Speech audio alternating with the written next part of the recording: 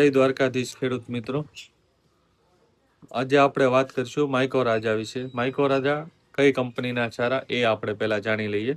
માઇકોરાજા માર્કેટમાં ઘણી બધી કંપનીઓ બનાવે છે, જેમાં મારી પસંદગી પ્રમાણે ક્રિપ્કો કંપનીના બહુ જ સારા આવે છે, કારણ કે જે એલસીઓ ટેકનોલોજીમાં બનાવે છે અને ઇન્ડિયામાં એક જ એવી કંપની છે કે જે આ ટેકનોલોજી એલસીઓમાં બનાવે છે. માઇકોરાજાના ફાયદા વિશે વાત કરીએ તો માઇકોરાજાનું કામ ફોસ્ફરસની ઉપલબ્ધતામાં 60 થી 80% વધારો કરવાનું છે, જ્યારે માઇકોરાજાનો ઉપયોગ મૂળ અને તંતુમૂળને વધુ સારી રીતે વિકાસ કરવામાં મદદ કરે છે.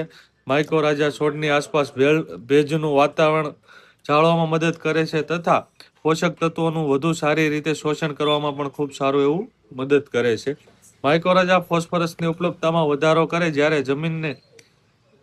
જમીનને જરૂરી અન્ય સૂક્ષ્મ તત્વોનું પોષણ કે જે ઉપલબ્ધતામાં પણ વધારો કરે છે.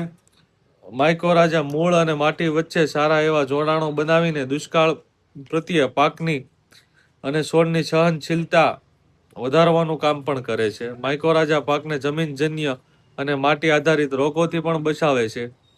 આનો ઉપયોગ મૂળ વ્યવસ્થા અને તંતુમય મૂળ વ્યવસ્થાને પણ વધારો કરવાનો છે, કે જે તંતુમૂળ નવા ફોડે છે.